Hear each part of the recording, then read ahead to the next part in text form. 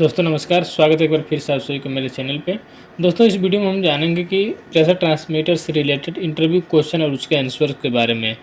दोस्तों जब भी आपसे इंटरव्यू होगा तो उसमें प्रेशर ट्रांसमीटर से भी ज़रूर क्वेश्चन आपसे पूछे जाते हैं। 2-3 क्वेश्चन तो ज़रूर ही आपसे पूछ लिए जाएंगे, चाहे आप टेक्नीशियन हो या इंजीनियर हो। तो इसमें हमने कुछ बेसिक क्वेश्चन जो ज़्यादातर जो इंटरव्यू में पूछे जाते हैं उनको हमने मेंशन किया है और उसको डिस्कस करते हैं। उसके आंसर भी जानेंगे कि कैसे आपको आंसर देना है, क्या क्या क्वेश्चन पूछा जा सकता है और किस तरीके से आपको उसका आंसर देना रहता है। तो चलिए सबसे पहले हम शुरू करते हैं। तो यहाँ पे ऊपर में आप देखेंगे कि कई सारे प्रेशर ट्रांसमीटर अलग अलग कंपनी का हमने यहाँ पे मेंशन किया। जैसे यहाँ पे रोजमाउंट का है जो कि इमर्सन कंपनी का आता है। उसके बाद एबीबी का है और एबीबी का ये रिमोट सील टाइप का प्रेशर ट्रांसमीटर है, जिसमें ट्रांसमीटर रहता है रिमोट, इसका जो एक फ्लैश टाइप का यूनिट होता है वो अलग रहता है। और उसके बाद यहाँ पर दूसरा कंपनी का ये भी रोजमाउंट का ही है। यहाँ पे हनीवेल का लगा हुआ है, ये योकोगावा का लगा हुआ है। तो ये अलग अलग कंपनी का मेंशन किया हमने। तो चलिए इसमें पहला जो क्वेश्चन आपसे पूछा जा सकता है कि व्हाट इज प्रेशर ट्रांसमीटर। अगर आप दोस्तों नए हैं, टेक्नीशियन हैं, तो आपसे इस लेवल का ही क्वेश्चन पूछा जाएगा ज़्यादातर। व्हाट इज प्रेशर ट्रांसमीटर, यानी प्रेशर ट्रांसमीटर है क्या। तो दोस्तों ट्रांसमीटर सबसे पहले तो आपको जानना होता है कि ट्रांसमीटर है क्या। तो ट्रांसमीटर एक डिवाइस होता है जो कि किसी डाटा को एक जगह से दूसरी जगह ट्रांसमिट करता है या फिर सेंड करता है। तो प्रेशर ट्रांसमीटर का मतलब ये हो गया यहाँ पे कि प्रेशर ट्रांसमीटर जो device that measure the pressure of gases or liquid and convert the measurement value into a electrical signal, usually 4 to 20 milliampere at digital, that can be ready for a control system। आपको यहाँ पे shortcut में बताना कि pressure transmitter एक device होता है जो इंडस्ट्रियल में या फिर ऑटोमेशन सिस्टम में यूज़ किया जाता है किसी लिक्विड या फिर गैस का प्रेशर को मेजरमेंट करने के लिए और मेजर्ड वैल्यू को जो कंट्रोल सिस्टम द्वारा जो रीडेबल सिग्नल होते हैं जैसे 4 to 20 मिलीएम्पियर या फिर डिजिटल सिग्नल में कन्वर्ट करने के लिए। तो ये होता है प्रेशर ट्रांसमीटर जो कि मेजर्ड प्रेशर सिग्नल को रीड करता है और उसको 4 to 20 मिलीएम्पियर में कन्वर्ट करके सिग्नल को एक जगह से दूसरी जगह ट्रांसमिट करता है। तो ये हो गया हमारा प्रेशर ट्रांसमीटर। उसी तरीके से अगला नेक्स्ट जो हमारा क्वेश्चन इसमें आएगा कि what is the working principle of pressure transmitter, यानी कि प्रेशर ट्रांसमीटर जो होता है उसका वर्किंग प्रिंसिपल क्या होता है, यानी किस प्रिंसिपल पे काम करता है। तो देखिए कई सारे इसमें वर्किंग प्रिंसिपल होते हैं प्रेशर ट्रांसमीटर के, लेकिन जो मोस्ट कॉमन वर्किंग प्रिंसिपल जो इसका होता है कि most pressure transmitter work on the strain gauge principle, यानी कि जो ज़्यादातर जो प्रेशर ट्रांसमीटर इंडस्ट्री में जो यूज किया जाता है वो स्ट्रेन गेज प्रिंसिपल पे काम करता है। स्ट्रेन गेज का मतलब हो गया कि इसके अंदर जो सेंसर यूज किया जाता है वो स्ट्रेन गेज होता है, स्ट्रेन गेज के प्रिंसिपल पे काम करते हैं। When pressure is applied, the diaphragm deflect causing resistance change in strain gauge which converted to an electrical signal। यानी कि दोस्तों जो प्रेशर ट्रांसमीटर होते हैं इनके अंदर स्ट्रेन गेज यूज किया जाता है। स्ट्रेन गेज एक सेंसर होता है, एक रेजिस्टिव सेंसर है, जिसपे जब अगर फोर्स पड़ता है तो वो फैलता है या फिर जब थोड़ा सा भी चेंजिंग आता है उसमें तो उसके जो रेजिस्टेंस होते हैं वो चेंज होते हैं, जिसके वजह से इसमें जो इलेक्ट्रिकल सिग्नल होता है वो इसमें चेंज होता है, जिसके थ्रू प्रेशर का मेजरमेंट कर लिया जाता है। तो यहाँ पे आप पिक्चर में देखेंगे तो एक डायफ्राम होता है, डायफ्राम के ऊपर जस्ट उसी से ऊपर चिपका रहता है कि स्ट्रेन गेज एक सेंसर है, रेजिस्टिव सेंसर है। जब इस पर फोर्स पड़ता है तो उसका रेजिस्टेंस चेंज होता है, तो इसके अक्रॉस जो वोल्टेज अप्लाई हुआ रहता है तो उसमें भी कुछ चेंजमेंट आता है जिससे हमें रीड कर लिया जाता है। जो चेंजमेंट हम रीड करते हैं उसके प्रेशर की वैल्यू निकाल ली जाती है कैलकुलेट करके। तो ये उसका वर्किंग प्रिंसिपल हो गया स्ट्रेन गेज प्रिंसिपल। आपको ये चीज़ें यहाँ पे ध्यान देना है। नेक्स्ट क्वेश्चन पे हम आएंगे दोस्तों कि explain the working of A pressure transmitter. आपसे दोस्तों पूछा जा सकता है कि एक प्रेशर ट्रांसमीटर किस तरीके से काम करता है, आप उसको समझाना है। यानी एक प्रेशर ट्रांसमीटर से प्रेशर उस पर जो लगता है उससे फाइनली जो आउटपुट निकालता है इससे इसका जो वर्किंग प्रोसेस है उसको समझना है। तो यहाँ पे देखेंगे पिक्चर यहाँ पे अटैच है, इसमें यहाँ पे है इनपुट सिग्नल, इनपुट सिग्नल के बाद यहाँ पे एम्पलीफायर, एम्पलीफायर के बाद यहाँ पे सिग्नल कन्वर्जन यूनिट एक सर्किट होता है, उसके बाद 4 to 20 मिलीएम्पियर आउटपुट। यानी इनपुट सिग्नल से लेकर 4 to 20 मिलीएम्पियर का जो आउटपुट सिग्नल है इसके बीच का जो पूरा प्रोसेस है इसके बारे में आपको यहाँ पे समझाना होता है कि किस तरीके से ये काम करता है। तो यहाँ पे हमने डिटेल एक्सप्लेनेशन यहाँ पे दिया हुआ है। पहला है कि सेंसिंग एलिमेंट, यानी कि दोस्तों यानी इसमें एक प्राइमरी सेंसर लगा रहता है जो कि ज़्यादातर इसमें डायफ्राम होता है। डायफ्राम होता है जो प्रेशर होता है उस इनपुट सिग्नल जो प्रेशर है उसको प्रेशर को सेंस करता है और उसका जो प्रेशर है उसको डिटेक्ट करता है। उसका दूसरा होता है प्रेशर का डिटेक्शन। एक तो हो गया सेंसिंग एलिमेंट जो उसको सेंस करेगा, उसके बाद प्रेशर का डिटेक्शन, यानी कि जब दोस्तों प्रेशर जो अप्लाई होता है डायफ्राम पे तो डायफ्राम के साथ साथ में रजिस्टिव सेंसर या फिर कैपेसिटिव सेंसर या फिर कोई अलग जो इलेक्ट्रिकल जो सेंसर आते हैं वो उसके साथ लगा रहता है। जैसे यहाँ पे स्ट्रेन गेज लगा रहता है तो जब डायफ्राम फैलेगा तो इसके साथ साथ उसमें स्ट्रेन गेज में भी कुछ चेंजमेंट आएगा। तो जब उससे प्रेशर का डिटेक्शन हो जाएगा इसमें जब चेंजमेंट आएगा तो उसके बाद होता है कि सिग्नल की प्रोसेसिंग। तो जो इसमें हमारे आउटपुट मिलेगा स्ट्रेन गेज से जो हमें आउटपुट मिलेगा उस आउटपुट सिग्नल का हमें सिग्नल का प्रोसेसिंग करता है। इसमें प्रोसेसर कार्ड लगा रहता है जो उसको प्रोसेसिंग करता है सिग्नल का। और जो कंडीशनिंग करना रहता है, एम्पलीफाई करना रहता है, कई सारे इसमें रहते हैं उसके बाद होता है आउटपुट।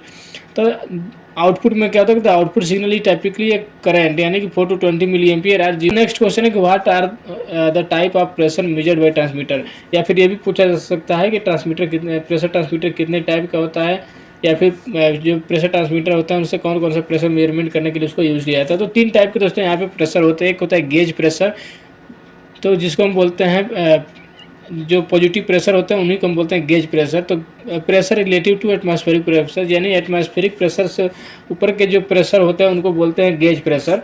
तो ये इसी को हम बोलते हैं प्रेशर गेज, या फिर जो गेज प्रेशर जिसको मेजरमेंट करने के लिए प्रेशर ट्रांसमीटर का यूज़ करते हैं। उसके बाद एक होता है एब्सोल्यूट प्रेशर, या फिर पीए इसको बोलते हैं, यानी प्रेशर एब्सोल्यूट। तो ये एब्सोल्यूट प्रेशर जो होता है दोस्तों, pressure relative to a perfect vacuum, यानी कि जो दोस्तों एटमॉस्फेरिक प्रेशर से के नीचे का जो प्रेशर होता है जिसको हम वैक्यूम प्रेशर बोलते हैं, या फिर नेगेटिव प्रेशर जो बोलते हैं उनको हम बोलते हैं एब्सोल्यूट प्रेशर।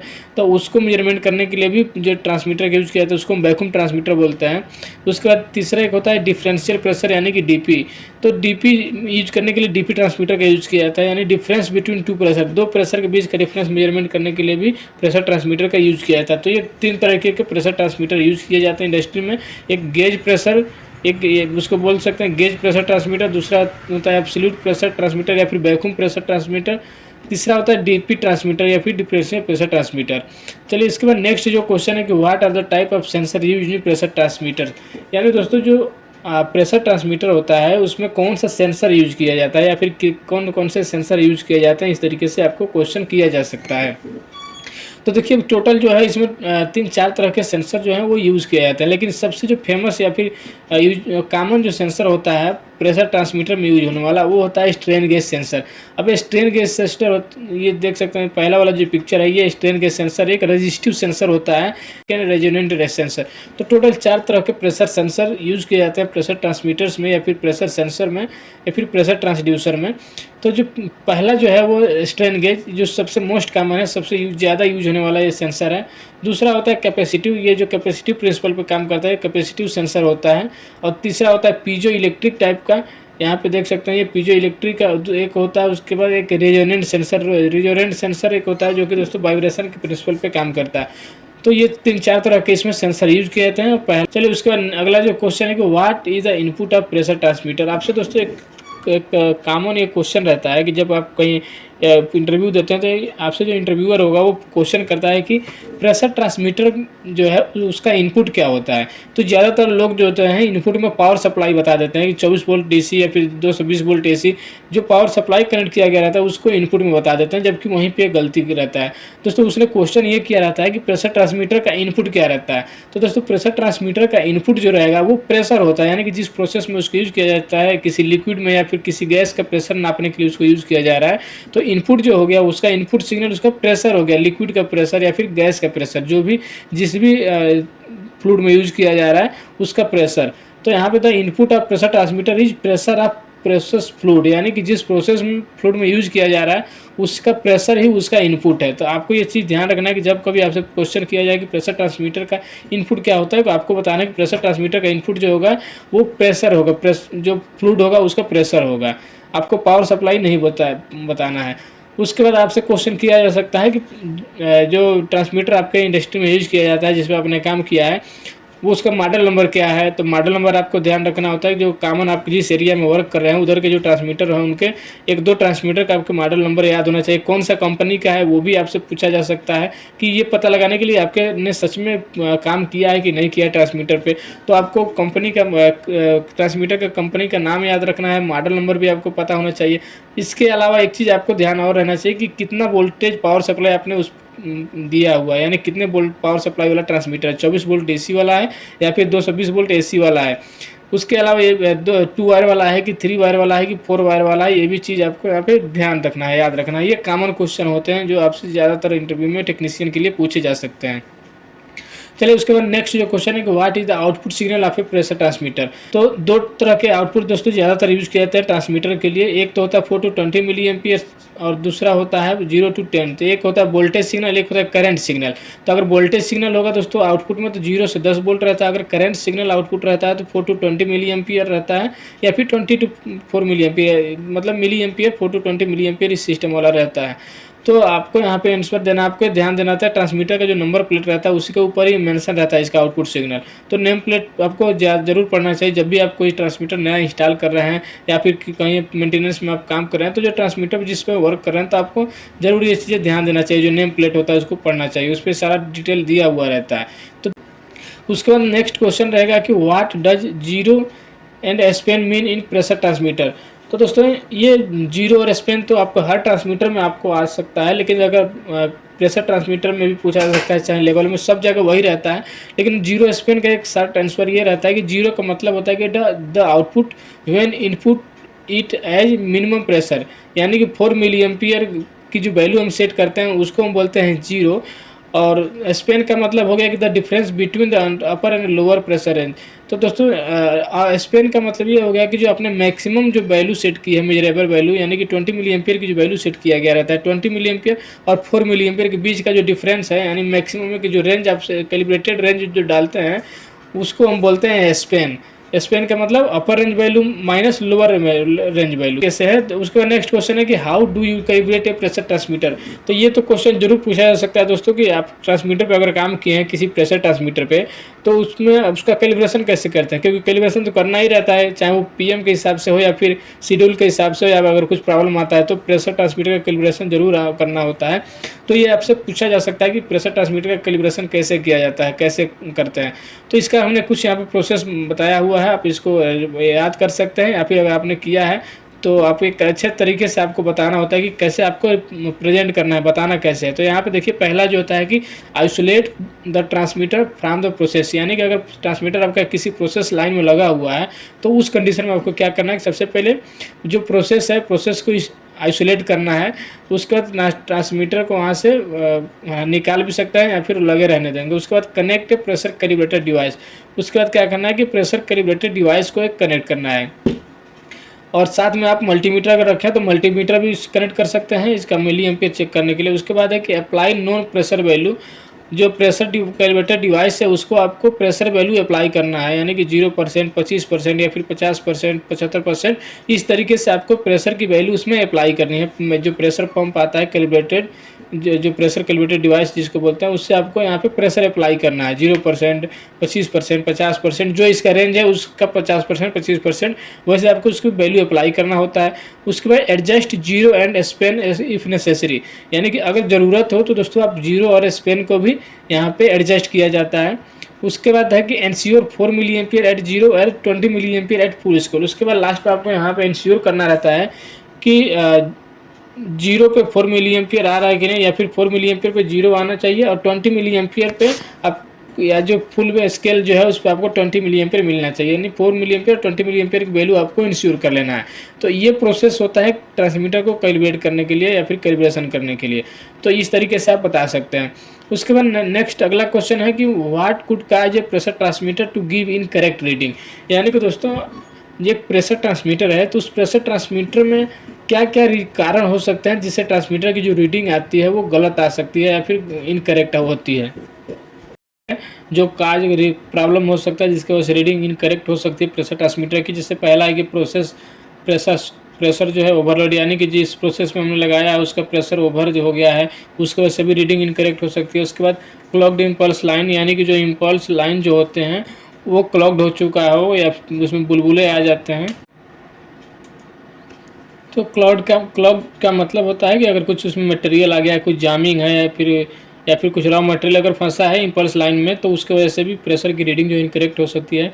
नेक्स्ट है इलेक्ट्रिकल इंटरफेरेंस, यानी कि जो हमारे इंस्ट्रूमेंटेशन के जो केबल है, इसका जो फीडबैक का केबल जाता है, अगर इसके साथ में कुछ हैवी पावर का केबल अगर उसके साथ इंटरफेरेंस करता है, तो यानी कि साथ ओवरलैपिंग करता है केबल के साथ में कुछ पावर केबल, तो उसकी वजह से भी इलेक्ट्रिकल का इंटरफेरेंस की वजह से भी हमारी जो रीडिंग होती है वो इनकरेक्ट हो सकती है। उसके बाद जीरो ड्रिफ्ट आर कैलिब्रेटेड, यानी कि जो कैलिब्रेशन में अगर कुछ एरर रहता है, कुछ मिसमैच हो जाता है वैल्यू, उसकी वजह से भी जो आउटपुट रीडिंग है वो रीडिंग जो है इनकरेक्ट हो सकती है। उसके बाद डायफ्राम डैमेज, यानी कि इसके अंदर जो सेंसर यूज़ किए जाते हैं, जो प्राइमरी सेंसर जो डायफ्राम होता है, अगर वो थोड़ा सा भी डैमेज होता है उसकी वजह से भी रीडिंग इनकरेक्ट आएगी।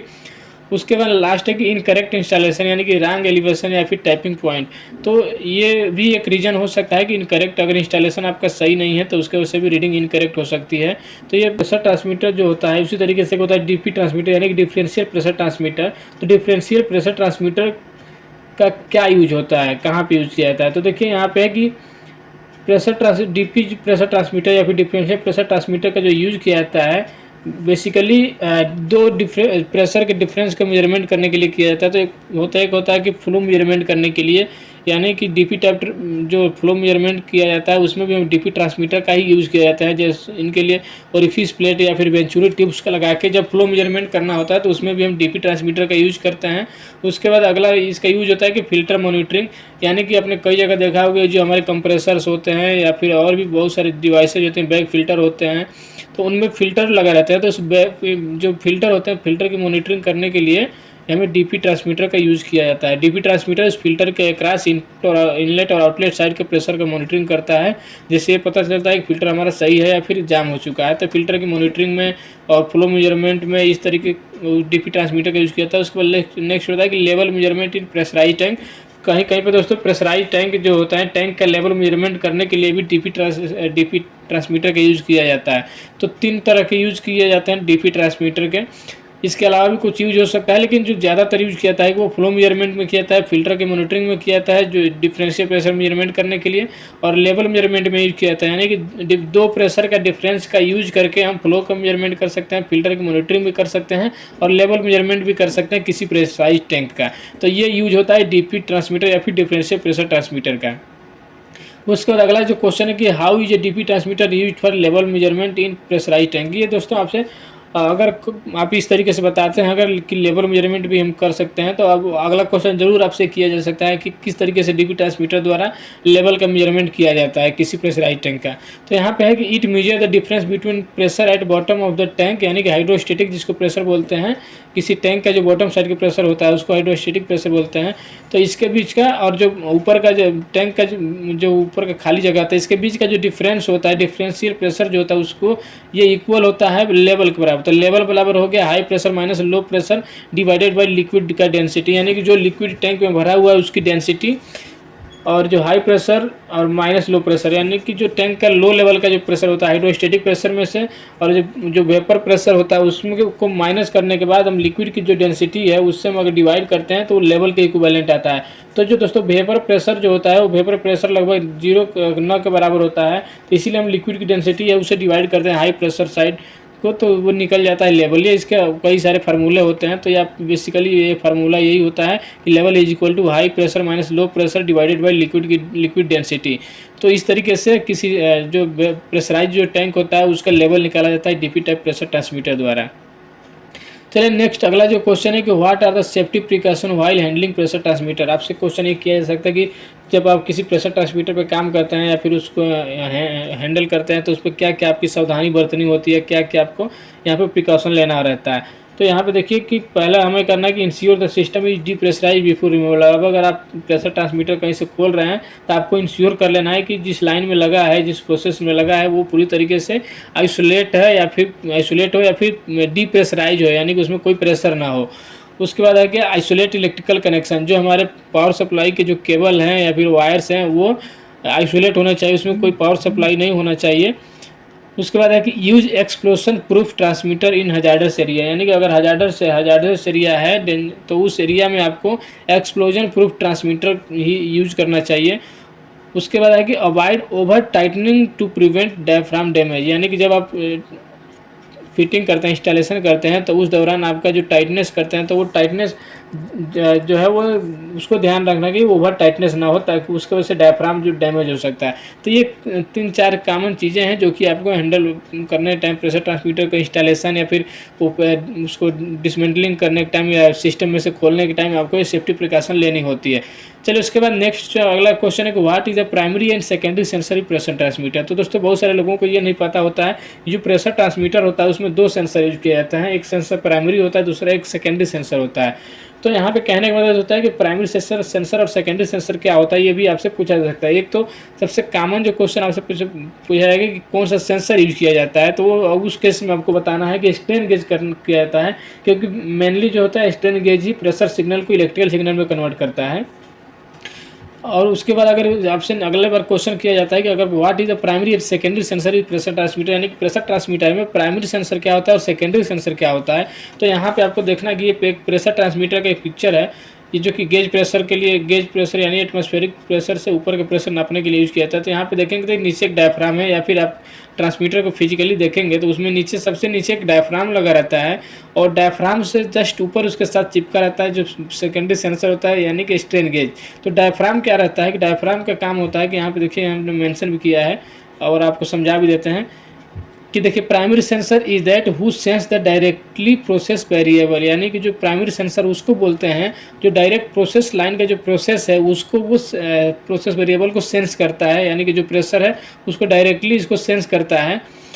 जिस तो प्राइमरी सेंसर में क्या हो गया, डायफ्राम, जो कि यहाँ पे मान लीजिए डायफ्राम अगर रहता है तो प्राइमरी सेंसर में डायफ्राम हो गया। उसके बाद अभी ये प्राइमरी सेंसर लगाया क्यों जाता है, देखिए क्या करता है कि जो डायरेक्ट प्रेशर जो रहता है यहाँ पे फ्लूइड का उसको रिसीव करता है, और रिसीव करने के बाद क्या करता है कि जो इसको कन्वर्ट करता है मैकेनिकल डिस्प्लेसमेंट में, यानी कि जो ये जो सेकेंडरी जो सेंसर है, तो सेकेंडरी सेंसर जो होगा डायरेक्ट इस पे अगर उस पर हम प्रेशर अप्लाई करेंगे प्रोसेस फ्लूइड पर तो ये काम नहीं करेगा, इसीलिए इसके पहले एक प्राइमरी सेंसर डायफ्राम लगा जाता है। तो डायफ्राम पर फ्लूइड का प्रेशर पड़ता है, फिर डायफ्राम जो एक्सपेंड करता है, तो इसका जो एक्सपेंड होता है वो मैकेनिकल डिस्प्लेसमेंट में कन्वर्ट होता है, यानी कि बेंड होता है। तो बेंड होने की वजह से इसके ऊपर जो स्ट्रेन गेज लगा रहेगा उसमें भी कुछ चेंजमेंट आता है। तो ये डायफ्राम हमारा प्राइमरी सेंसर हो गया, तो डायरेक्ट प्रोसेस फ्लूइड का जो प्रेशर होगा उसको ये सेंस करेगा। उसके बाद secondary sensor is that who convert the response of primary sensor into electrical signal, यानी सेकेंडरी सेंसर वो होता है जो कि प्राइमरी सेंसर का जो रिस्पांस हो गया या फिर इसका आउटपुट जो होगा इसको कन्वर्ट करेगा इलेक्ट्रिकल सिग्नल में। यानी कि इसका जो मैकेनिकल डिस्प्लेसमेंट है, डायफ्राम जो मैकेनिकल डिस्प्लेसमेंट जो कन्वर्ट करके दे रहा है प्रेशर को यानी बेंडिंग को, तो उसको ये उस बेंडिंग को कितना बेंड हो रहा है, कितना डिस्प्लेसमेंट हो रहा है, उसको इलेक्ट्रिकल सिग्नल में कन्वर्ट करने का काम करता है सेकेंडरी सेंसर। तो इसीलिए यहाँ पे 2 सेंसर होगा, एक प्राइमरी सेंसर एक सेकेंडरी सेंसर। अगला क्वेश्चन पे जाते हैं, तो अगला क्वेश्चन है कि why we use both the diaphragm and strain gauge sensor in pressure transmitter. दोस्तों जब आपसे अगर ये आप बताते हैं कि प्राइमरी सेंसर क्या होता है सेकेंडरी सेंसर क्या होता है, तो एक क्वेश्चन यहाँ से और आ जाता है कि हम यहाँ पे 2 सेंसर क्यों यूज करते हैं, यानी कि डायफ्राम भी क्यों यूज करते हैं और स्ट्रेन गेज भी क्यों यूज कर सकते हैं, ये क्वेश्चन आपसे किया जा सकता है। तो यहाँ पे हमने इसका मेंशन किया है कि ये pressure transmitter uses both a diaphragm and strain gauge for a specific role, यानी कि दोनों का यूज किया, प्रेशर ट्रांसमीटर में 2 सेंसर का यूज किया जाता है, यानी कि एक स्पेसिफिक रोल रहता है दोनों का। तो जो डायफ्राम जो है, तो डायफ्राम है प्रेशर कैप्चर एलिमेंट, जो डायफ्राम जो होता है वो प्रेशर कैप्चर एक एलिमेंट हो गया जो प्रेशर को कैप्चर करता है, प्रेशर को मैकेनिकल मोशन में बदलने के लिए डायफ्राम का यूज किया जाता है। तो डायरेक्टली स्ट्रेन गेज हम जैसे कोई वाटर है किसी लाइन में, तो वाटर स्ट्रेन गेज वाटर के प्रेशर को सेंस डायरेक्टली तो कर नहीं पाएगा, इसीलिए डायफ्राम पहले यूज किया था। तो डायफ्राम उस प्रेशर कैप्चर एलिमेंट इसको बोलते हैं जो प्रेशर का प्रेशर को सेंस करके उसको मैकेनिकल मोशन में बदलता है। मेन यही रीज़न होता है दोस्तों कि डायफ्राम अगर हम यूज़ करते हैं तो जो प्रेशर होता है प्रोसेस लाइन का वो पहले डायफ्राम पे जाता है, तो डायफ्राम वो प्रेशर को कन्वर्ट करता है मैकेनिकल डिस्प्लेसमेंट में। तो फिर जो मैकेनिकल डिस्प्लेसमेंट जो की वजह से जो स्ट्रेन गेज होता है उसमें थोड़ा सा चेंजमेंट होता है, तो उससे हमारे इलेक्ट्रिकल सिग्नल जनरेट होता है और आउटपुट हमें मिल जाता है। तो स्ट्रेन गेज हो गया इलेक्ट्रिकल सिग्नल जनरेटर, पहला डायफ्राम हो गया प्रेशर कैप्चर एलिमेंट, दूसरा हो गया strain gauge electrical signal generator, mechanical motion को इलेक्ट्रिकल सिग्नल में बदलता है। डायफ्राम में दोस्तों कुछ चेंजमेंट आता है यानी फिर फैलता है, तो जो स्ट्रेन गेज है इनके रेजिस्टेंस में और लेंथ में चेंजेस जाता है जिसकी वजह से आउटपुट क्रिएट होता है।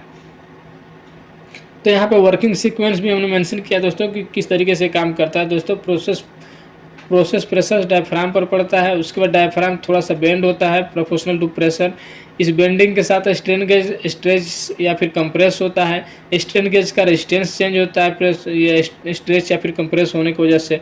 उसके बाद व्हीट स्टोन ब्रिज में इनबैलेंस होता है, यानी कि जो स्ट्रेन गेज होता है दोस्तों, स्ट्रेन गेज को जोड़ के एक व्हीट स्टोन ब्रिज बनाया गया रहता है, तो वो इम्बैलेंस होता है। इम्बैलेंस होने की वजह से उसमें मिली वोल्ट सिग्नल यहाँ पे क्रिएट होता है, आउटपुट में मिलता है। उसके बाद सिग्नल कंडीशनर उससे 4 to 20 मिली एम्पीयर में कन्वर्ट करता है। तो ये उसका वर्किंग सीक्वेंस हो गया। उसके बाद अगला जो क्वेश्चन है दोस्तों कि what is the input and output voltage या फिर strain gauge sensor in pressure transmitter. अब ये दोस्तों ये डीपली क्वेश्चन है जो कि ज़्यादातर इंजीनियर से किया जाता है कि जो सेंसर यूज़ किया जाता है, स्ट्रेन गेज जो सेंसर यूज़ किया जा रहा है प्रेशर ट्रांसमीटर में, तो उसका इनपुट सप्लाई और आउटपुट सप्लाई वोल्टेज कितना रहता है। तो यहाँ पे हमने मेंशन किया है कि इनपुट वोल्टेज को एक्साइटेशन वोल्टेज भी बोलते हैं, क्योंकि वो सेंसर को एक्साइटेशन के लिए दिया जाता है। तो इनपुट वोल्टेज, ये वोल्टेज व्हीट स्टोन ब्रिज को सप्लाई किया जाता है, ये डीसी वोल्टेज होता है। जो इसका टिपिकल रेंज जो होता है दोस्तों वो ये या तो 5 वोल्ट हो सकता है या फिर 10 वोल्ट हो सकता है या फिर कभी कभी 2.5 वोल्ट हो सकता है, जो कि लो पावर एप्लीकेशन के लिए यूज किया जाता है। तो ज़्यादातर 5 वोल्ट या फिर 10 वोल्ट की सप्लाई दी जाती है सेंसर को। हम 24 वोल्ट अगर ट्रांसमीटर को देते हैं तो ट्रांसमीटर के अंदर कार्ड होते हैं जो वोल्टेज को डाउन करके ये जो सेंसर है उस सेंसर को 5 वोल्ट या फिर 10 वोल्ट प्रोवाइड करता है, 10 वोल्ट। और आउटपुट वोल्टेज की बात करें जिसको हम सिग्नल वोल्टेज भी बोलते हैं, तो जब स्ट्रेन गेज पर लोड लगता है तो उसके रेजिस्टेंस में छोटा सा चेंज होता है। इस चेंज से व्हीट स्टोन ब्रिज अनबैलेंस होता है और आउटपुट में वोल्टेज जनरेट होता है।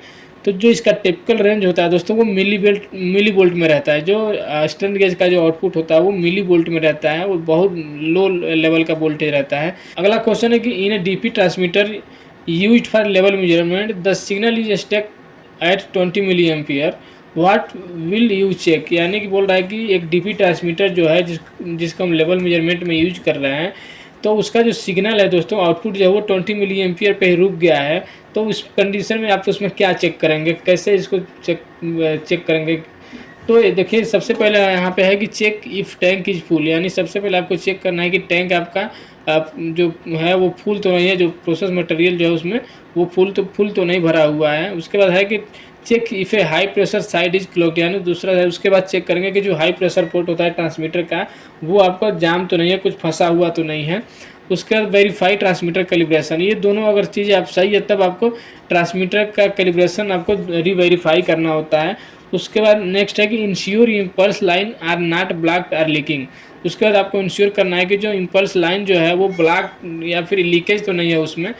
उसके बाद लास्ट है कि आपको पावर सप्लाई एंड लूप की कंटिन्यूटी चेक करनी होती है। तो ये आपकी 4-5 कॉमन आपके कॉज हैं जिसकी वजह से ये प्रॉब्लम आ सकता है कि आपका ट्रांसमीटर 20 मिली एम्पियर पे ही होल्ड हो जाए या फिर स्टक हो जाए या फिर रुक जाए। तो ये चीज़ें आपको यहाँ पे चेक करनी होती है। उसके बाद नेक्स्ट अगला क्वेश्चन है कि दोस्तों a technician installed a pressure transmitter but reading are negative what might be wrong. एक टेक्नीशियन है जिसने एक प्रेशर ट्रांसमीटर को इंस्टॉल किया और जब उसको पावर अप किया तो उसकी रीडिंग जो है दोस्तों वो निगेटिव आ रही है। तो क्या इसमें गलत हो सकता है, किस वजह से आपकी रीडिंग जो है वो निगेटिव आ रही है। इस तरीके से क्वेश्चन आपसे किया जा सकता है। तो इसके यहाँ पे आपको चेक क्या करना है दोस्तों कि हाई एंड लो पोर्ट में भी इंटरचेंज, यानी कि अगर डीपी टाइप का अगर ट्रांसमीटर है दोस्तों तो उस कंडीशन में आपका जो पोर्ट है वो गलत कनेक्शन हो गया होगा, हाई में लो में हाई हो सकता है। तो उसको आपको चेक करना है कि वो इंटरचेंज तो नहीं है। उसके बाद जीरो नॉट सेट करेक्टली, यानी कि जीरो की जो वैल्यू है वो ट्रांसमीटर में सही से सेट नहीं हुआ होगा, ये चीज़ आपको चेक करना है कि वो सेट है कि नहीं है। तीसरा चीज़ है कि impulse line have air pocket और लिक्विड स्लग्स, यानी कि जो इम्पल्स लाइन है दोस्तों उसमें एयर के कुछ पॉकेट बन गए हैं, यानी कि उसमें बुलबुले बन गए हुए हैं, लिक्विड के बुलबुले, या फिर उसमें खाली जगह बन गया है जहाँ पे एयर भर गया होगा, उसकी वजह से भी ये इस तरीके की प्रॉब्लम आ सकती है। नेक्स्ट है कि अगला क्वेश्चन कि what is the standard output signal of A pressure transmitter, यानी एक प्रेशर ट्रांसमीटर का स्टैंडर्ड आउटपुट सिग्नल क्या होता है। तो वो होता है 4 to 20 मिली एम्पियर। अब तब व्हाट इज रिमोट प्रेशर, आपसे पूछा जाएगा कि रिमोट सील प्रेशर ट्रांसमीटर क्या होता है। तो ये remote seal pressure transmitter is a special type of pressure transmitter that uses a diaphragm seal system connected via capillary tubing to isolate the pressure sensing element from the actual process. यानी कि दोस्तों ये जो pressure sensing जो device है इसको जो process से कहीं दूर जब लगाना होता है तो उसके लिए इस तरीके से रिमोट सील प्रेशर ट्रांसमीटर का यूज़ किया जाता है, जिसमें क्या होता है कि कैपिलरी ट्यूब होता है। जो ये जो ट्यूब देख रहे हैं ये कैपिलरी ट्यूब है, इसके अंदर लिक्विड भरे रहते हैं। इस कैपिलरी ट्यूब को एक डिवाइस से जोड़ के और इससे दूर में एक ट्यूबिंग के थ्रू एक डायफ्राम टाइप का डायफ्राम सील सिस्टम, इसको डायफ्राम सील सिस्टम के साथ में कनेक्ट करके यहाँ पर प्रोसेस लाइन में लगा दिया जाता है। तो ये प्रेशर सेंसिंग एलिमेंट होता है जो प्रोसेस के लाइन के पास लगता है, और ये डिवाइस होता है हमारा जो दूर लगता है, जो प्रोसेस लाइन रहता है उससे कहीं दूर इस पर लगा दिया जाता है। तो अब इसमें देखिए एक डायफ्राम सील हो गया, एक कैपिलरी ट्यूब होता है, एक ट्रांसमीटर बॉडी होता है। तो ये जो होता है डायरेक्ट प्रोसेस फ्लूइड के संपर्क में आता है हमारा ये वाला डायफ्राम सील आता है। कैपिलरी ट्यूब होता है जो कि एक स्पेशल फ्लूइड से जो फिल किया गया रहता है, जब इसमें प्रेशर अप्लाई होता है या फिर इस पर प्रेशर पड़ता है तो इसके जो कैपिलरी ट्यूब के अंदर के जो फ्लूइड होते हैं, जो भी इसमें भरा हुआ रहता है लिक्विड, वो भी एक्सपेंड करता है। तो जो ट्रांसमीटर के अंदर का जो यहाँ पे डायफ्राम या फिर जो सेंसर होगा उस पर फोर्स लग पड़ता है या फिर प्रेशर पड़ता है। तो ये कैपिलरी ट्यूब हो गया जिसके अंदर लिक्विड भरा रहता है। उसके बाद ट्रांसमीटर बॉडी जो होता है जो कंटेन द प्रेशर सेंसर यानी कि स्ट्रेन गेज या फिर कैपेसिटी। जो ट्रांसमीटर जो होता है इनके अंदर हमारे सेंसर लगे रहते हैं। तो इस तरीके से ये रहता है रिमोट सील प्रेशर ट्रांसमीटर, यानी कि एक डायफ्राम सील सिस्टम इसमें दिया रहता है, अलग दे दिया गया रहता है, और इसका जो डिवाइस रहता है ट्रांसमीटर का जो डिवाइस होता है वो अलग अलग रहता है। इस तरीके से रहता है। अगला क्वेश्चन है कि which fluid is use to fill in remote seal pressure transmitter, यानी कि रिमोट सील प्रेशर ट्रांसमीटर जो होते हैं तो इनके जो कैपिलरी होता है, इस कैपिलरी में कौन सा लिक्विड इसमें यूज़ किया जाता है, कौन सा फ्लूइड इसमें यूज़ किया जाता है इसमें भरने के लिए। तो यहाँ पे 5 तरीके के हमने यहाँ पे देखिए दिया हुआ मेंशन किया है। तो सबसे ज़्यादा इसमें यूज होने वाला रहता है सिलिकॉन ऑयल DC-200, ये कॉमन होता है DC-200 सिलिकॉन ऑयल। उसका दूसरा जो मोस्ट कॉमन होता है वो होता है ग्लिसरीन वाटर जो होता है मिक्स करके। तो ये 2 तरीके का लिक्विड ज़्यादा यूज़ किया जाता है इस जो कैपिलरी ट्यूब है इसके अंदर। इसके अलावा 3-4 और हैं। यहाँ पे होलो कार्बन ऑयल होता है जो कि ऑक्सीजन सर्विस के लिए रहता है। उसके बाद होता है फ्लोरोल्यूब, और ये आता है नियोबिट M20। ये 4-5 तरह के फ्लूइड हैं जो कि जो रिमोट सील टाइप के जो प्रेशर ट्रांसमीटर आते हैं इनके कैपिलरी में इसको फिल किया जाता है। तो ज़्यादा तो दोस्तों अगला जो क्वेश्चन है कि why and where remote seal pressure transmitter use, यानी कि दोस्तों जो रिमोट सील प्रेशर ट्रांसमीटर जो है उसका कहाँ पे यूज़ किया जाता है और क्यों यूज़ किया जाता है। तो यहाँ पे देखेंगे जो रिमोट सील प्रेशर ट्रांसमीटर जो है high temperature fluid pressure sensor will safe due to remote installation of transmitter. जहाँ पे दोस्तों हाई टेम्परेचर फ्लूइड होते हैं वहाँ पे रिमोट सील प्रेशर ट्रांसमीटर का यूज़ किया जाता है। इसमें क्या रहता है कि जो हमारा डिवाइस होता है वो दूर रहता है, जो प्रोसेस एरिया होता है उससे दूर लगाया जाता है, जिससे हमें सेफ्टी मिलती है क्योंकि रिमोट इंस्टॉलेशन रहता है। ट्रांसमीटर हमारा रिमोट एरिया में इंस्टॉल किया गया रहता है और इसका जो कैपिलरी ट्यूब रहता है वो काफ़ी लंबा रहता है। तो इसीलिए ये हमारे जो डायफ्राम सील सिस्टम जो होता है वो प्रोसेस लाइन में लग जाता है, और जो ट्रांसमीटर होता है वो प्रोसेस लाइन से ज़्यादा दूर पर लगा दिया जाता है। तो इससे हमें सेफ्टी मिलता है हाई टेम्परेचर वाले जहाँ पे फ्लूइड होते हैं उस वहाँ पे।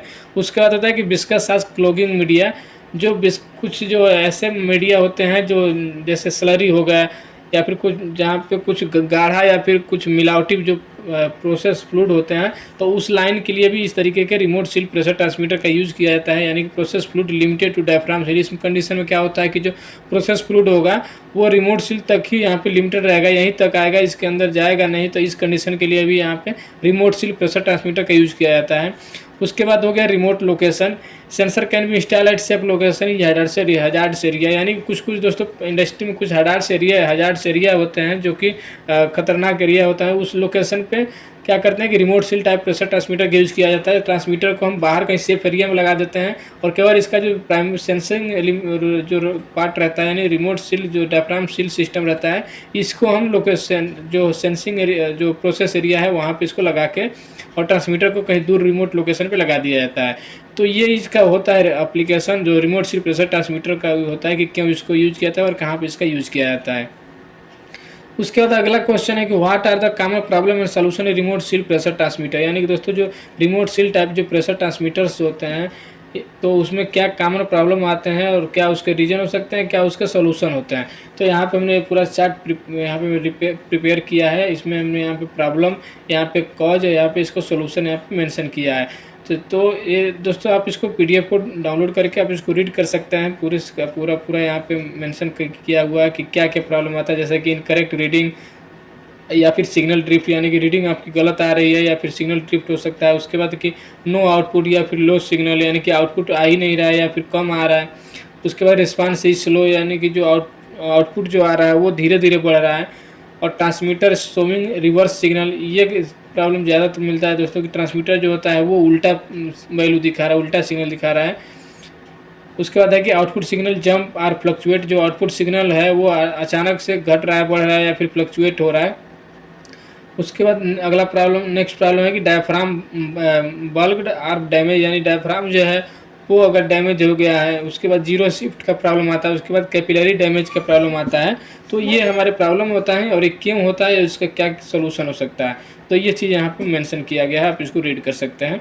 अगला जो क्वेश्चन है कि the output of A pressure transmitter is mismatched या फिर opposite in local display and PLC या फिर DCS, what could be the problem. यानी कि दोस्तों ये कॉमन प्रॉब्लम है कि किसी भी ट्रांसमीटर के लिए, कि दोस्तों ट्रांसमीटर में कभी कभार क्या होता है कि ट्रांसमीटर में वैल्यू कुछ और दिखा रहा होता है और जो हमारे कंट्रोल रूम होते हैं, जो पीएलसी या फिर डीसीएस जो होता है, वहाँ पे वैल्यू कुछ और दिखा रहा है या फिर उल्टा दिखाता है या फिर मिसमैच रहता है।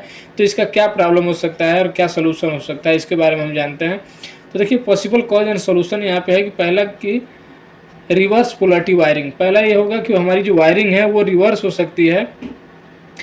4 to 20 मिलियन पर लूप वायरिंग डीसीएस या लोकल डिस्प्ले में उल्टा कनेक्ट हो गया हो, तो ये रीजन हो सकता है। इसका सोल्यूशन होगा कि आप इसकी पोलरिटी आप इसको सही करके देख लें एक बार कि उससे सही हो रहा है कि नहीं हो रहा है। उसके बाद अगर वो चीज़ नहीं है तो दूसरा है कि ट्रांसमीटर रेंज रिवर्सल, यानी कि एलआरबी और यूआरबी की जो हम वैल्यू सेट करते हैं कैलिब्रेशन कॉन्फ़िगरेशन के दौरान, तो वो उल्टा हो गया हो, उसका रिवर्स सेट कर लिया गया है। तो आपको उसको भी देखना है कि एलआरबी की जगह पे यूआरबी और यूआरबी की जगह पे एलआरबी तो नहीं सेट कर दिया गया है, तो वो चीज़ भी आपको सेट करना है। अगर वो प्रॉब्लम है तो उसको सोल्यूशन ये है कि उसको आपको दोबारा से कैलिब्रेट करें, कॉन्फ़िगरेशन करें और जो एलआरबी और यूआरबी की वैल्यू है उसको करेक्टली सेट कर दें। उसके बाद नेक्स्ट है कि डिस्प्ले स्केलिंग इन्वर्जन, यानी कि लोकल डिस्प्ले या डीसीएस में स्केलिंग गलत से हुआ है, यानी कि जो मैपिंग हम करते हैं, जो डीसीएस या फिर पीएलसी में जो स्केलिंग किया जाता है वो ट्रांसमीटर के हिसाब से नहीं हुआ हो, उसके रेंज के हिसाब से नहीं हुआ रहता है, उसकी वजह से भी ये प्रॉब्लम आ जाता है कि वैल्यू मिसमैच होता है या फिर उल्टा जाता है, या रिवर्स मैपिंग अगर हो गया होगा उसकी वजह से भी। अगर जैसे 4 to 20 मिलियन पे रहता है लेकिन वहाँ पे 20 to 4 मिलियन पे सेट कर दिया जाता है, तो ये मैपिंग जो है इस अगर उल्टा है तो इसकी वजह से भी इस तरीके का प्रॉब्लम आ सकता है। तो इसका सोल्यूशन है कि लोकल जो ट्रांसमीटर है वहाँ और डीसीएस में दोनों जगह पे स्केलिंग के जो पैरामीटर हैं वो उसको वेरीफाई करना है कि वो दोनों सेम होना चाहिए। उसके बाद नेक्स्ट प्रॉब्लम है कि रिवर्स एक्टिंग कंट्रोल लूप, यानी कि जो रिवर्स एक्टिंग कंट्रोल लूप यानी डीसीएस जो होता है, डीसीएस कंट्रोल लूप या फिर ग्राफिक जो फेस प्लेट में जो होता है वो सिग्नल इन्वर्ट किया गया है। कभी कभी क्या होता है कि जो ग्राफिक्स होता है या फिर जो फेस प्लेट होता है वहाँ पे सिग्नल को इन्वर्ट कर दिया गया रहता है, उल्टा कर दिया गया रहता है, तो ये भी प्रॉब्लम होता है जिसकी वजह से वहाँ पे उल्टा दिखाई दे रहा हो, अपोजिट दिखाई दे रहा हो या फिर मिसमैच हो रहा हो। तो यहाँ पे सोल्यूशन ये है कि डीसीएस इंजीनियर से चेक करवाइए कि इनपुट स्केलिंग या फिर जो सिग्नल का इन्वर्जन तो नहीं किया गया है, तो ये आपको यहाँ पे चेक करवाना है। इसके बाद पांचवा है ग्राउंडिंग इशू या फिर सिग्नल नॉइज। तो इम्प्रॉपर ग्राउंडिंग या फिर सिग्नल नॉइज की वजह से डाटा गलत दिख रहा हो, तो इस कंडीशन में आपको क्या करना है कि लूप ग्राउंडिंग और शील्डिंग केबल वेरीफाई करें। इसीलिए जब भी दोस्तों ट्रांसमीटर के जो वायरिंग किया था या फिर केबलिंग किया था उसके साथ में एक शील्ड वायर आता है, तो वो जो शील्ड वायर है उसको हमेशा कनेक्ट करना चाहिए। अगर उसको नहीं कनेक्ट करते हैं तो इस तरीके का आपको प्रॉब्लम होगा कि नॉइज सिग्नल की वजह से या फिर ग्राउंडिंग इशू की वजह से भी आपका जो आउटपुट है वो मिसमैच हो सकता है या फिर गलत हो सकता है। अब यहाँ पे है कि क्विक ट्रबल शूटिंग स्टेप यहाँ पे दिया गया है कि मल्टीमीटर से 4 to 20 मिलीएम्पियर सिग्नल चेक करो, यानी ट्रांसमीटर का जो आउटपुट है टर्मिनल है वहाँ पे आपको 4 to 20 मिलीएम्पियर चेक करना है। ट्रांसमीटर कॉन्फ़िगरेशन यानी हार्ट जो डिवाइस है उसे कैलिब्रेशन कॉन्फ़िगरेशन उसका वेरीफाई करना है। उसका लोकल डिस्प्ले और डीसीएस स्केलिंग पैरामीटर मैच कराना है। जो डीसीएस है और ट्रांसमीटर का जो लोकल डिस्प्ले है इनकी जो स्केलिंग की गई रहती है वो पैरामीटर दोनों को मैच कराना है कि दोनों जगह सेम स्केलिंग है कि नहीं है। वायरिंग डायग्राम और पोलैरिटी वेरीफाई करना है। तो ये आपका हो गया क्विक ट्रबल शूटिंग स्टेप हो गया कि अगर ट्रांसमीटर की वैल्यू मिसमैच है, अपोजिट आ रही है, तो ये चीज़ें आपको यहाँ पे प्रॉब्लम हो सकता है। इस तरीके से आप इसको सोल्यूशन कर सकते हैं। अगला क्वेश्चन है कि what is loop test and how to perform loop test in pressure transmitter, यानी कि प्रेशर ट्रांसमीटर में लूप टेस्ट कैसे किया जाता है और लूप टेस्ट होता क्या है। तो देखिए लूप टेस्ट क्या होता है, सबसे पहले ये जानते हैं कि लूप टेस्ट एक डायग्नोस्टिक प्रोसेस है जिसमें 4 to 20 मिलीएम्पियर का जो करंट लूप होता है, जो ट्रांसमीटर में करंट 4 to 20 मिलीएम्पियर जो सिग्नल यूज किया जाता है उसको मैनुअली सिमुलेट किया जाता है या फिर वेरीफाई किया जाता है ताकि इंश्योर किया जा सके कि ट्रांसमीटर हमारा ठीक से काम कर रहा है कि नहीं, वायरिंग लोकल डिस्प्ले या पीएलसी या डिस्प्ले पर प्रॉपर सिग्नल रिसीव कर रहा है कि नहीं कर रहा है। उसके बाद कैलिब्रेशन के बाद signal proper process control system यानी कि पीएलसी या डीसीएस तक पहुंच रहा है कि नहीं पहुंच रहा है। तो देखिए लूप टेस्ट का मतलब क्या हुआ। लूप टेस्ट में हम ये करते हैं कि जो 4 to 20 मिलीएम्पियर जो हमारे ट्रांसमीटर के आउटपुट रहते हैं तो हम लूप में हम जो हार्ट कैलिब्रेटर द्वारा उसमें सिग्नल देते हैं, 4 मिली एम्पेयर का सिग्नल देते हैं, फिर 8 मिली एम्पेयर का सिग्नल देते हैं, फिर ऐसे उस पर मैनुअली हम उस पर सिमुलेट करते हैं उस पर उतना मिली एम्पेयर का दे के कि ट्रांसमीटर का जो आउटपुट है उतना निकाल रहा है कि नहीं यार निकाल रहा है। जो कंट्रोल रूम है वहाँ पीएलसी या डीसीएस है वहाँ तक वायरिंग हमारी सही है कि नहीं सही है, वहाँ उतना सिग्नल वहाँ पे मिल रहा है कि नहीं मिल रहा है, ये चीज़ हमें इंश्योर करते हैं। तो इसी को हम बोलते हैं लूप टेस्ट। और जो प्रेशर ट्रांसमीटर है उसमें किस तरीके से लूप टेस्ट किया जाता है तो उसको हम समझते हैं। तो देखिए लूप टेस्ट का जो मेथड होता है वो 2 तरीके से होता है। एक होता है कि सिमुलेट मोड यानी कि ट्रांसमीटर से आउटपुट फोर्स किया जाता है, दूसरा होता है कि लाइव मोड यानी कि एक्चुअल प्रेशर अप्लाई करके टेस्ट किया जाता है। तो अब सिमुलेट मोड में कैसे किया जाता है वो देखते हैं कि जो ट्रांसमीटर से आउटपुट फोर्स करना है तो ये कब करें, जब आपको एक्चुअल प्रेशर नहीं है, यानी कि जब आपको कहीं सिस्टम में नहीं लगा हुआ है, एक्चुअल प्रेशर नहीं है, लेकिन PLDCS और लोकल डिस्प्ले को टेस्ट करना है, उस दौरान आपको सिमुलेट मोड में आपको लूप टेस्ट करना होता है। तो इसका स्टेप क्या रहता है कि हार्ड कम्युनिकेटर या फिर ट्रांसमीटर के डिस्प्ले से लूप टेस्ट ऑप्शन आपको चूज करना है। 4 milli ampere, 8 milli ampere, 12 milli ampere, 16 ampere, 20 milli ampere की वैल्यू मैनुअली आपको वहाँ पे फोर्स करना है, यानी कि मैनुअली इतनी वैल्यू आपको यहाँ पे देना है। ये लूप टेस्ट का ऑप्शन आपको लोकल डिस्प्ले में भी रहता है या फिर आप हार्ड कम्युनिकेटर के द्वारा भी इसको कर सकते हैं। तो इतनी वैल्यू आपको बारी बारी से देनी है। उसके बाद DCS या फिर लोकल डिस्प्ले में रीडिंग इसकी वेरीफाई करना है, यानी कि जितना आप दे रहे हैं 4 मिली एम्पियर दे रहे हैं तो 4 मिली एम्पियर के हिसाब से जो आपको आउटपुट मिलना चाहिए वो मिल रहा है कि नहीं मिल रहा है, वो आपको वेरीफाई करना है दोनों जगह, आपको लोकल डिस्प्ले में भी और PLC या फिर DCS में भी। तो ये हो गया सिमुलेट मोड, इस तरीके से करते हैं। उसके बाद दूसरा होता है लाइव मोड। तो लाइव मोड में क्या होता है कि एक्चुअल प्रेशर अप्लाई करके टेस्ट किया जाता है। कब कर किया जाता है, जब आप सिस्टम के साथ फुल वैलिडेशन चाहते हो, यानी कि जब आप ट्रांसमीटर लगा दिए प्रोसेस लाइन में और उसको पूरी तरीके से टेस्ट कराना हो, चेक कराना हो, तब आपको वैलिडेशन करने के लिए इस तरीके से किया जाता है। तो इसका स्टेप ये रहता है कि प्रेशर पंप से नॉन प्रेशर अप्लाई करो, यानी कि जो प्रेशर जो पंप होता है, कैलिब्रेटर पंप होता है, उसके द्वारा एक नॉन प्रेशर अप्लाई करना है। जैसे 1 kg, 2 kg, 3 kg जितना भी है वो एक मास्टर डिवाइस से आपको देखते भी रहना है। जैसे मान लीजिए 0 kg या फिर 5 kg या फिर 10 kg, इस तरीके से आपको नॉन प्रेशर अप्लाई करना है। उसके बाद transmitter output milli ampere check करना है मल्टीमीटर से या फिर लूप कैलिब्रेटर से कि उसके हिसाब से प्रेशर के हिसाब से जितना आउटपुट आना चाहिए मिली एम्पियर उतना आ रहा है कि नहीं आ रहा है। उसके बाद compare actual output with expected value, यानी कि जो एक्चुअल आउटपुट है उसका कंपेरिजन करना है, कंपेयर करना है कि एक्सपेक्टेड जो वैल्यू है, जैसे कि 0 बार पे 4 मिली एम्पियर, 10 बार पे 20 मिली एम्पियर, इस तरीके से इसको आपको कंपेयर करना है कि उतना आ रहा है कि नहीं आ रहा है। तो इस तरीके से आपको लूप टेस्ट किया जाता है ट्रांसमीटर का, प्रेशर ट्रांसमीटर का। अब इसमें नेसेसरी टूल्स आपको क्या चाहिए, तो जो लूप टेस्ट करने के लिए हमें नेसेसरी टूल्स जो चाहिए, ये भी क्वेश्चन दोस्तों आपसे पूछा जा सकता है इंटरव्यू में कि क्या क्या टूल्स लगते हैं लूप टेस्ट करने के लिए ट्रांसमीटर का। तो एक होता है लूप कैलिब्रेटर हमें चाहिए जो कि मिली एम्पियर जनरेट कर सके या फिर मेजरमेंट कर सके। उसके बाद होता है एक मल्टीमीटर जो कि करंट आउटपुट मेजर करने के लिए चाहिए। उसके बाद एक हार्ड कम्युनिकेटर चाहिए जो कि ट्रांसमीटर से लूप टेस्ट मोड एक्टिवेट करने के लिए, और अगर ये नहीं रहता है तो आप मैनुअली लूप टेस्ट कर सकते हैं जो बटन्स होते हैं ट्रांसमीटर में उसके द्वारा भी। उसके बाद एक होता है प्रेशर सोर्स, यानी जो प्रेशर पंप होता है, जो हैंड पंप आता है जो कि मैनुअली आप उससे प्रेशर जनरेट करते हैं, तो वो एक चाहिए एक्चुअल प्रेशर अप्लाई करने के लिए लाइव टेस्ट मोड में। तो ये हमारे 4 प्रकार के टूल्स चाहिए लूप टेस्ट करने के लिए प्रेशर ट्रांसमीटर को।